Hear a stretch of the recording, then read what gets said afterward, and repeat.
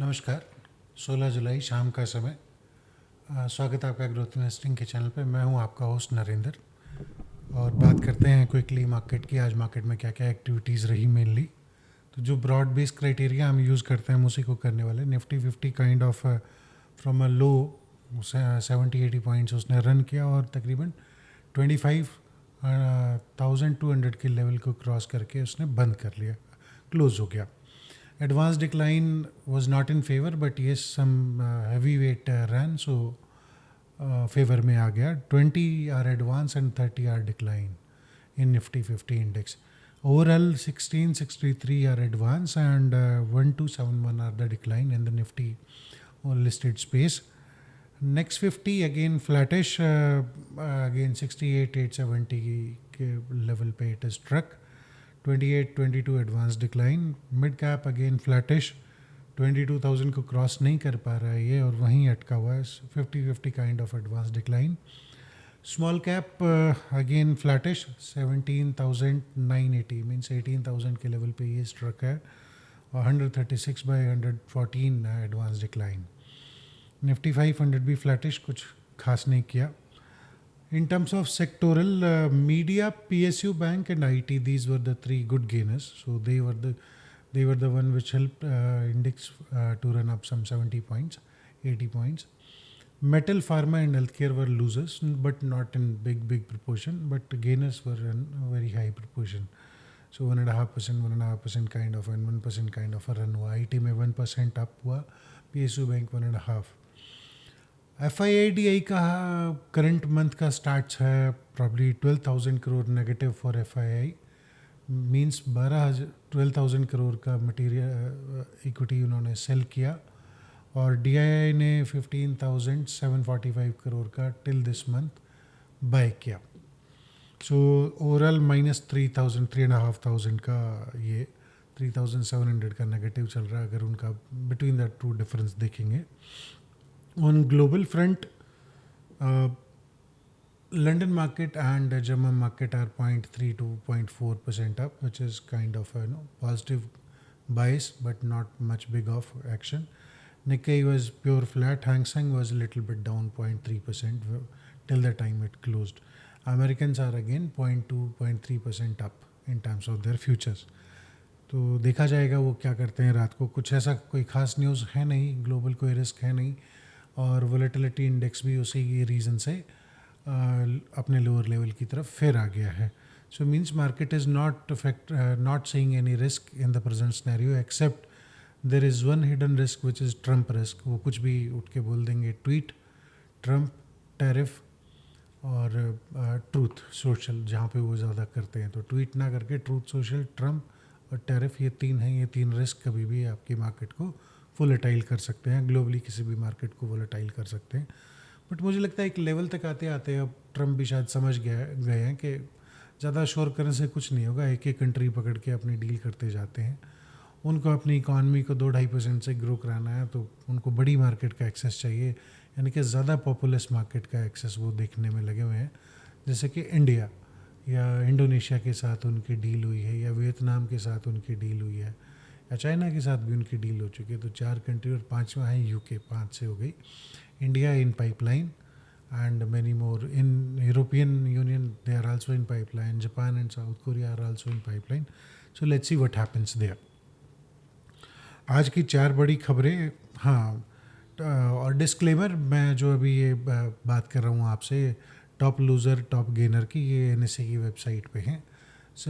And standard disclaimer is as investment in securities market is a risky bet. Please consult your investment advisor before taking any decision.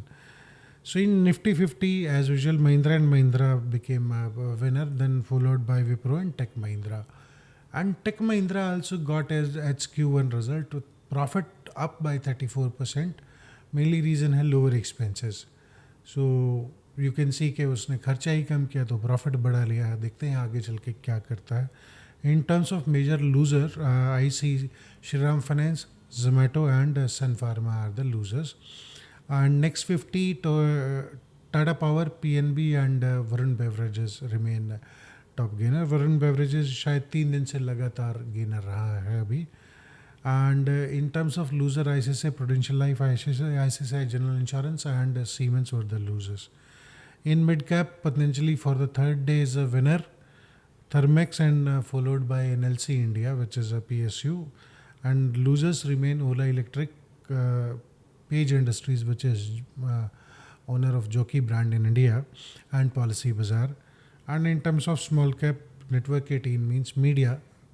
Network 18, Sera, Ceramics and Sanitary Ware. Adar Housing Finance. And in losers, Newland Lab, Just Dial and Amber, which is into electronics manufacturing, is air conditioner and all, is a loser. FII हो गया, DIA हो गया, global हो गया, sectoral हमने बात कर लिया, निफ्टी के इंडेक्स वाइज हमने बात कर लिया. So there are four major news. So morning में cabinet committee on economic affairs ने डिसीजन लिए. One decision was it is expected that government is going for more reforms in banking. So one of the major reforms would be, reforms are always good for financial sector. It gives them more autonomy, it gives them more flexibility. So 20% जो foreign ceiling है वो बढ़ाने की बात हो रही है banking में. और इसका एक्सपेक्टेशन ये है कि very long term investor means those investors which want to invest for more than 30, 40, 50 or 100 years types of long investors रहता है ये. जनरली पेंशन फंड्स और बड़े बड़े इंस्टीट्यूशंस रहते हैं, दे कैरी दीज पोजीशंस. और हमारे इनमें भी बहुत सारे ऐसे इन्वेस्टर्स हैं जो बहुत छोटी वैल्यू में हीरो होंडा में आए थे, शायद 70-80 रुपये 60 रुपये में आए थे, और वो अभी तक भी बैठे हुए हैं जब हीरो होंडा 5,000 के आसपास है. और कितने बोनस, कितने स्प्लिट, कितने डिविडेंड्स उन्होंने ले लिए होंगे apart from the share price. मुझे याद है 2003 में मैंने खुद 78 रुपीज़ का हीरो होंडा तब ख़रीदा था, हीरो मोटोको. तब हीरो होंडा आता था, आज के दिन हीरो मोटोको है. सो एंड सेकंड, रिफॉर्म्स जो है वो हो सकता है लार्ज कॉर्पोरेट्स को भी अब बैंकिंग में पार्टिसिपेट करने का मौका दे दे. इंडिया में ये अभी तक अलाउड नहीं था बिकॉज गवर्नमेंट को ये रहता था कि लार्ज कॉर्पोरेट्स ज़्यादा स्टेक लेके बैंक में अपने आप को फंड करने लग जाएंगे बैंक से. तो प्रॉब्ली ये शायद ओपन होगा. सेकंड, कैबिनेट ने 24,000 crore for agri plan, agriculture sector open किया है. मैंने उसको बोला है कि आप करें. तो धन धान्य कृषि योजना के तहत इसमें 5 फैक्टर है जिस पे गवर्नमेंट काम करना चाह रही है. Because agriculture sector is our major employment generator, और ये पूरा का पूरा रूरल बेस्ड है. इसमें 5 फैक्टर पे काम होना है. एक तो enhancing of productivity, enhancing crop diversification, ताकि वीट और राइस के ऊपर ज़्यादा फोकस ना हो, पल्सेस के ऊपर हो, और बहुत सारी क्रॉप रोटेशन हो. उसके बाद इम्पॉर्टेंट है कि पोस्ट हार्वेस्ट, जब फसल कट जाती है, फसल निकल जाती है, तो उसके बाद उसको स्टोरेज करने के लिए पोस्ट हार्वेस्ट स्टोरेज आर्गुमेंटेशन, मतलब बढ़ाना, उसको बढ़ाएंगे. इरिगेशन फैसिलिटीज़ को इन्हांस करना, और availability of credit to the kisan. These are the 5 main agenda of this 24,000 crore agri plan जो कैबिनेट ने अप्रूव किया. Another good news for India और Indian companies, आपने सुना होगा इंडिया के बहुत सारे प्रमोटर अपना स्टेक बेच रहे हैं. बट गोल्डमैन सैक ने एक बड़ा इंटरेस्टिंग सा काम किया. एक पी नोट होता है, एक इंस्ट्रूमेंट होता है, प्रोमिसरी नोट. पी नोट क्या रहता है कि जब कोई बाहर का वेल्दी इन्वेस्टर, फैमिली ऑफिस या कोई ब्यूटीक फंड हाउस किसी मार्केट में, खास करके इंडिया में पी नोट चलता था, अब नहीं चलता, अगर वो इन्वेस्ट करना चाहता है तो वो instead of going for FPI registration, they go through a promissory note, P note.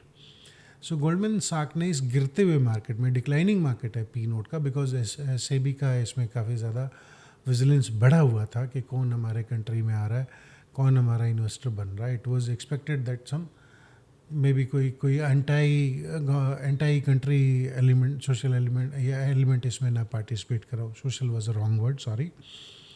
तो वहाँ उसने कुछ 16 इन्वेस्टमेंट्स किए पी नोट के थ्रू, गोल्डमैन सैक ने. सो इट शोज़ कि गोल्डमैन सैक ग्लोबल है तो उसका पकड़ है अच्छा फैमिली ऑफिसेज में. कौन कौन इसमें आए? ग्लोबल फैमिली ऑफिसेज आए, अल्ट्रा वेल्दी क्लाइंट्स आए, और ब्यूटीक फंड्स इसमें वो लेके आया. और पी नोट में क्या होता है कि पी नोट में वो जैसे JP मॉर्गन को उन्होंने बोला कि आप प्लीज़ हमारे ब्याह पे खरीदिए, तो पी नोट उनको इशू कर देगा JP मॉर्गन, गोल्डमैन सैक उनको पी नोट इशू कर देगा और उनका एक स्टेक उस कंपनी में हो जाएगा। अब ये कंपनियाँ कौन कौन सी हैं इम्पॉर्टेंट है। तो वन इज़, हाँ, तो ट्रेंड क्या है, ट्रेंड ये है कि हमें लग रहा था ना कि FIIs भाग रहे हैं, हो सकता है FIIs जा रहे हो, बट जो ग्लोबल फैमिली ऑफिसेज हैं या अल्ट्रा वेल्दी HNIs हैं या ब्यूटीक फंड्स हैं, नॉट मैसिव फंड, वो सस्ता वाला फंड नहीं होता, थोड़ा ब्यूटीक होता है, उनका क्लाइंटेल डिफरेंट रहता है, उनको वो इंडिया में आ रहे हैं साइलेंटली। तो किस किस कंपनी में आया ये मैं बता सकता हूँ, पी नोट के थ्रू ये बताना थोड़ा मुश्किल होगा कि कौन आया। जोमेटो में तकरीबन 120 करोड़ 120 करोड़, पेटीएम में 307 करोड़, वरुण बेवरेजेस में 70 करोड़, बजाज फिनसर्व में 250 करोड़, समही होटल्स में 16 करोड़, और इसके अलावा भारतीय एयरटेल, ICICI बैंक और HDFC बैंक में ये जो है इन्वेस्टमेंट हुई है। सो ब्रॉड बेस मीन्स अभी क्या है, जो एक और इसी से कनेक्टेड न्यूज़ है मैं आपको बताना चाहता, डील मेकिंग एक्टिविटी। अब हमने मार्केट को देखा 2020 से 2024 तक मार्केट ने एक तरफा बुल रन लिया। 8500 का लेवल था 2022 में, जो मार्च में आया कोविड के दौरान, टिल ए लेवल ऑफ 25,000 और 26,000 मार्केट दौड़ा। उसके बाद अभी करेक्शन मोड में है। इस दौरान हमने देखा कि वैल्यूएशन स्पीक कर गई, प्रमोटर को लगने लगा कि मेरा भाव जो है मेरी वैल्यूएशन से कहीं ज़्यादा है तो मैं बेचता हूँ। इंडिया में ये सब चल पड़ा, प्रमोटर ने बहुत सारा स्टेक बेचा, फॉरेन प्रमोटर्स ने भी बेचा, जैसे ITC में बेचा गया और ये इसमें बेचा गया, भारतीय एयरटेल में बेच के गया, और साथ ही साथ इसमें अपना इंडस टावर में भी बिका फॉरेन प्रमोटर का। ऐसे बहुत सारे केसेस थे। बट इम्पॉर्टेंट क्या रहा कि अब जब ये पैसा इकट्ठा हो रहा है या प्रमोटर लेवल पे जो बात हो रही है या बड़े लेवल पे जो बात होती है, वहाँ पे डील मेकिंग बोलते हैं इसको, चाहे वो प्राइवेट इक्विटी डील हो या VC डील हो या ओवरऑल डील मेकिंग प्रोसेस जो चलता हो, जिसमें मर्जर एंड एक्विजिशन भी आते हैं। अब वो इंडिया में 31 बिलियन $, विच इज़ 2,63,500 करोड़ की M&A डील हो चुकी है as per Bloomberg, which is up 16% from last year. So 2,65 crore के M&A मीन्स ये थोड़ा स्मार्ट मनी यहाँ प्ले करने लगता है।